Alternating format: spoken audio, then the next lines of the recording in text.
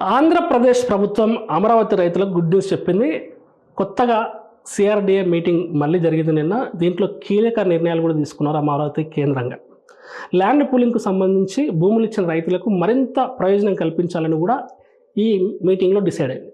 అందులో భాగంగా పలు ఆర్థిక ప్రయోజనాలకు కూడా ఆమోదం తెలిపింది. ఈ మీటింగ్లో వీళ్ళందరూ కూడా ఆమోదం తెలిపారు. సమావేశంలో నిర్మాణాలపైన కూడా సమీక్ష నిర్వహించారు.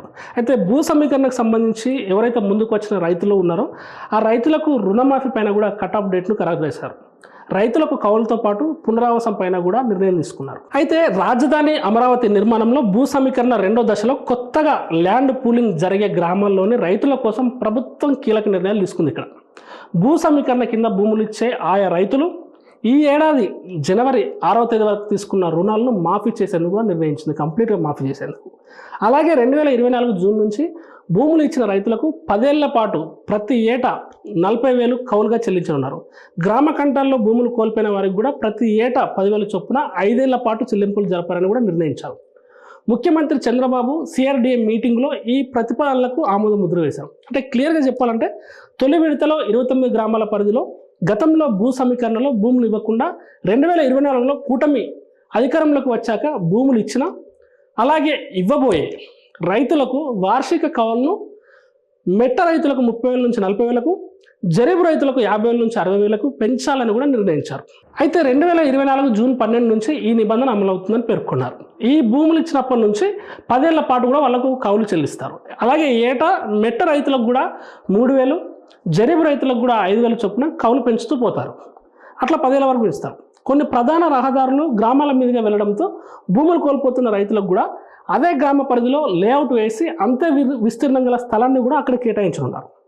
వారికి ఏడాది పాటు నెలకు 5,000 చొప్పున చెల్లిస్తున్న ఈ మొత్తాన్ని కూడా ఇప్పుడు నెలకు 10,000కు పెంచారు. మరోవైపు రెండో భూ సమీకరణ చేస్తున్న గ్రామాల్లోని 300 ఎకరాల ఇనాం భూములకు గాను దేవాదాయ శాఖకు 159 కోట్ల పరిహారం ఇచ్చేందుకు కూడా ఈ సిఆర్డీఏ ఆమోదం తెలిపింది. అయితే ల్యాండ్ పూలింగ్కు సహకరించిన రైతులకు పెరిగిన వార్షిక కౌలు, కొత్తగా పూలింగ్లో పాల్గొనే వారికి కూడా రుణమాఫీ, గ్రామ కంటాల్లో భూములు కోల్పోయే వారికి మెరుగైన పునరావాసం, టౌన్షిప్లలో అంతర్జాతీయ పాఠశాలలు, ఆసుపత్రుల ఏర్పాటు వంటి అంశాలకు కూడా ఆమోదం లభించింది మీటింగ్లో. అలాగే రైతులకు ఎకరానికి 40,000 వరకు యాన్యుటీ అందించాలని నిర్ణయించారు. అయితే ఇక్కడ భూములు అప్పగించిన తేదీ నుంచి 10 ఏళ్ల పాటు కూడా ఇది అమల్లో ఉంటుందని తెలిపారు. ఇక్కడ ఒక ముఖ్యమైన పాయింట్ మనం చర్చించాలి. ఏదైతే అమరావతికి గుండెకాయ లాంటి సీడ్ యాక్సెస్ రోడ్డు ఉందో ఆ సీడ్ యాక్సెస్ రోడ్డుకు సంబంధించి పనులు ఆగిపోయినాయి కదా. ఆ సీడ్ యాక్సెస్ రోడ్డుకు ఇంకా ఇవ్వని భూమి ఏదైతే ఉందో ఆ 2.5 ఎకర్స్, అది 2.5 ఎకర్స్ ఉందని, అయితే మరో 4.5 ఎకర్స్ కూడా అంగీకార పత్రం ఇచ్చిన మొత్తం కూడా 9.14 కింద భూమి పత్రాలు అప్పగించి ఒప్పందం చేసుకోలేదని కూడా అక్కడ మంత్రి నారాయణ తెలిపారు.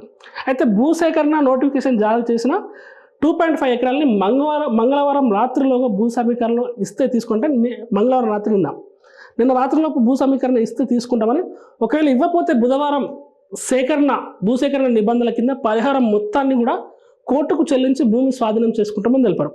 ఇది చాలా ఇంపార్టెంట్ పాయింట్ ఇక్కడ. అయితే సిఆర్డీఏ మీటింగ్ ఇక్కడ పెట్టుకున్న తర్వాత ఏదైతే ఆ సీడ్ యాక్సెస్ రోడ్ అనుకుంటున్నామో 2.5 ఎకర్స్ ఎక్కడైతే ఆగుతుందో ఆ ఉండవెల్లి, ఆ పెనుమాక, ఆ రైతులకు సంబంధించిన భూమి ఏవైతే అనుకుంటున్నామో ఆ భూమికి సంబంధించి ఇక్కడ వెరీ వెరీ బిగ్ అప్డేట్ ఇది. అయితే ఈ ల్యాండ్ పూలింగ్ కింద భూసేకరణ చట్టాన్ని కూడా వాళ్ళు ప్రయోగించి, ఎందుకంటే ఆ ఒక్క పని వల్ల ఆ రోడ్ అంతా ఆగిపోతుంది. అంటే ఆ ల్యాండ్ వల్ల, ఆ 2.5 ఎకర్స్కి సంబంధించిన ల్యాండ్ వల్ల, సో ఆ కొంచెం ల్యాండ్ వల్ల పని అంతా, అభివృద్ధి అంతా కుంటుపడిపోతుంది. ఇప్పుడు కూడా కరకట్ట రోడ్డు మీద నుంచి వెళ్ళాల్సి వస్తుంది. ఈ 2.5 ఎకర్స్ ఇస్తే ఈ మెయిన్ రోడ్ ఏదైతే సీడ్ యాక్సెస్ రోడ్ ఉందో ఆ సీడ్ యాక్సెస్ రోడ్ నుంచి మనం వెళ్ళొచ్చు. మళ్ళీ కరకట్ట రోడ్ నుంచి వెళ్ళాల్సిన అవసరం లేదు. ఇది మనకు మెయిన్ హార్ట్ అవుతుంది, మనకు మెయిన్ రోడ్ అవుతుంది ఇది. అంటే అభివృద్ధికి ఈ రోడ్డు చాలా దోహదపడుతుంది. కాబట్టి ఇప్పటిదాకా మనం ఆగాము, ఇక నుంచి మనం ఆగాల్సిన అవసరం లేదు, కఠినమైన నిర్ణయం తీసుకుందామని ఆంధ్రప్రదేశ్ ప్రభుత్వం అమరావతి రాజధాని విషయంలో కఠినమైన నిర్ణయం తీసుకుంది. మంగళవారం రాత్రి వరకు అంటే ఎస్టర్డే రాత్రి వరకు, నిన్న రాత్రి వరకు కూడా వాళ్ళు భూమి ఇచ్చారా సరే, లేదంటే భూసేకరణ చట్టం కింద వాళ్ళకి ఏదైతే డబ్బులు వెళ్తాయో అక్కడున్న ఆ ల్యాండ్ రేట్కి సంబంధించి ప్రభుత్వం ఏదైతే రేటు ఉంటుందో ఆ రేటుకి సంబంధించి ఆ ప్రభుత్వ నిబంధనలకు లోబడి, ఆ చట్టాల నిబంధనలకు లోబడి వాళ్ళకి ఆ పరిహారాన్ని చెల్లించి ఆ భూమిని మేము స్వాధీనపరుచుకుంటాము కఠినంగా నిర్ణయం తీసుకుంటామని కూడా సిఆర్డిఏ ఇక్కడ వెల్లడించింది. అంటే మొత్తంగా కూడా ఇది సీడ్ యాక్సెస్ రోడ్డుకు సంబంధించి అతిపెద్ద చర్యగా అతి ముఖ్యమైన చర్యగా మనం భావించవచ్చు.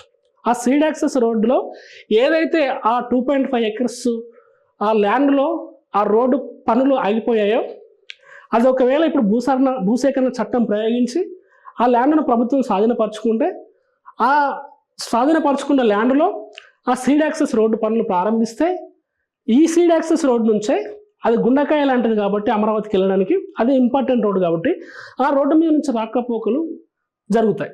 జరిగి దానివల్ల ఏం జరుగుతుంది, ఆటోమేటిక్గా ఈ పనులకి ఆటంకం అనే మాటలు మనకి వినబడాయి. రాబోయే రోజులలో ఇదే మెయిన్ ఆటంకంగా నిలబడుతుంది. ఫస్ట్ ఈ సీడ్ యాక్సెస్ రోడ్డు దగ్గర ల్యాండ్ ఇవ్వకపోవడం. సో ఈ ల్యాండ్ వస్తే అమరావతి సీడ్ యాక్సెస్ రోడ్డు నిర్మాణం పూర్తి అయితే అమరావతి అభివృద్ధి అనేది పరుగులు పెడుతుంది అనడంలో ఎలాంటి సందేహం లేదు. ఎందుకంటే ఎక్కడికి వెళ్ళాలన్నా ఫస్ట్ రోడ్ ఇంపార్టెంట్ మనకి. ఇప్పుడు కరకట్ట రోడ్ నుంచి అట్లా తిరిగి వెళ్ళి మళ్ళీ ఎప్పటి నుంచో వాడుతున్న ఆ కరకట్ట రోడ్ను వాడడం కాకుండా ఇంత అద్భుతమైన సీడ్ యాక్సెస్ రోడ్ను వాడితే అప్పుడు వచ్చే వాళ్ళకి వెళ్ళే వాళ్ళకు కూడా ఇరిటేషన్ రాకుండా ఉంటుంది. అంటే ఇప్పుడు దాని వెనుక ఎవరున్నా ఎవరు లేకున్నా కూడా వైసీపీ నాయకులు ఉన్నారు, వైసీపీ సానుభూతి పరులు ఉన్నారు, వైసీపీ సామాజిక వర్గానికి చెందిన వైఎస్ జగన్ సామాజిక వర్గానికి చెందిన రైతులే ఉన్నారు. వాళ్ళు కావాలని భూములు ఇవ్వట్లేదు, అభివృద్ధిని ఆపుతున్నారని ఇటు టీడీపీ నాయకులు చెప్పినా, కూటమి నాయకులు చెప్పినా, లేదు మీరు పరిహారం ఇవ్వలేదు అని చెప్పేసి అని ఇటు వైసీపీ నాయకులు చెప్పినా, అందుకే భూములు ఇవ్వట్లేదు, పరిహారం సరిగ్గా ఇవ్వట్లేదు కాబట్టి అంత మంచి ల్యాండ్స్ వాళ్ళు ఇవ్వలేకపోతున్నారని వీళ్ళు ఆ సీడ్ యాక్సెస్ రోడ్డుకు భూమి ఇవ్వని రైతులను వెనకేసుకొచ్చినా కూడా మొత్తానికి ఈ ప్రజలకి, సాధారణ ప్రజలకి మాత్రం అది విసుగు తెప్పిస్తున్న అంశం. సో ఆ విసుగు తెప్పిస్తున్న అంశాన్ని, ఆ అభివృద్ధిని ఆపుతున్న అంశాన్పైన ఇప్పుడు సిఆర్డిఏ ఒక కఠినమైన నిర్ణయం తీసుకుంది. భూసేకరణ చట్టాన్ని ప్రయోగించి అక్కడున్న ల్యాండ్ను తీసుకొని అక్కడ సీడ్ యాక్సెస్ రోడ్ కంప్లీట్ చేసి అమరావతికి రాజమార్గం వేద్దామనే ఆలోచనకు పూర్తిగా ఫిక్స్ అయిపోయినట్టు మనకు తెలుస్తుంది. ఎందుకంటే దాదాపు ఒక 50,000 కోట్లతోని పనులు అన్నీ చకచక సాగుతున్నాయి ముందుకి. ఆ పనులు ఇంకా వేగవంతం చేయాలంటే సీడ్ యాక్సెస్ రోడ్ చాలా ఇంపార్టెంట్. ఈ సీడ్ యాక్సెస్ రోడ్ కంప్లీట్ అయితే ఆ 50,000 కోట్లతో మొదలుపెట్టిన పనులు 1 or 2 years ఏదైతే టార్గెట్ పెట్టుకున్నారో ఆ టార్గెట్లో వాళ్ళు ఫినిష్ చేయగలుగుతారు. కానీ ఈ రోడ్ యాక్సెస్ లేట్ అయితే అమరావతి అభివృద్ధి కూడా ఇంకా లేట్ అయింది. సో ఇప్పుడు రాబోయే 2029 ఎలక్షన్స్కి అమరావతిలో కట్టడాలు కట్టి అమరావతిని ఒక ఫస్ట్ ఫేజ్లో నిర్మించి ఎలక్షన్స్కి వెళ్ళాలని కూటమి ప్రభుత్వం భావిస్తుంది. అట్లా వెళ్ళాలి అని అంటే సీడ్ యాక్సెస్ రోడ్ చాలా ఇంపార్టెంట్. ఈ సీడ్ యాక్సెస్ రోడ్ రావాలని అంటే అక్కడ ఏదైతే పెండింగ్లో ఉన్న ఉండవెల్లి పెన్మొక్క రైతులకు సంబంధించిన ల్యాండ్ ఉందో అది రావడం ఇంపార్టెంట్. అది రావాలి అని అంటే వాళ్ళకి టైం ఇచ్చారు, వాళ్ళు ఇవ్వలేదు. ఇప్పుడు ఏం చేస్తుంది ప్రభుత్వం, భూసేకరణ చట్టం అమలు చేస్తుంది. ఆ ల్యాండ్ మళ్ళీ ఇప్పుడు ఏదైతే ప్రభుత్వం చట్టానికి లోబడి వాళ్ళకి ఎంతైతే పరిహారం ఇవ్వాలో అది ఇచ్చి ఆ ల్యాండ్ను వాళ్ళ దగ్గర నుంచి తీసుకొని ఆ తర్వాత అక్కడ రోడ్డు నిర్మాణం ప్రారంభిస్తే అక్కడి నుంచి రాకపోకలు సులువై అమరావతి నిర్మాణం ఇంకా ఫాస్ట్గా జరుగుతుందని ఈ కూటమి ప్రభుత్వం భావిస్తుంది. ఏదేమైనా కూడా అమరావతి రైతులకు సంబంధించి ఇది ఒక పెద్ద న్యూస్గా చెప్పుకోవచ్చు. ఆ కరకట్ట రోడ్ నుంచి కాకుండా ఈ సీడ్ యాక్సెస్ రోడ్ నుంచి కూడా రాకపోకలు జరిగితే ఇంకా కూడా అమరావతి అభివృద్ధి చెంది నిర్మాణాలు కూడా ఫాస్ట్గా పూర్తి అవుతాయనడంలో ఎలాంటి సందేహం లేదు.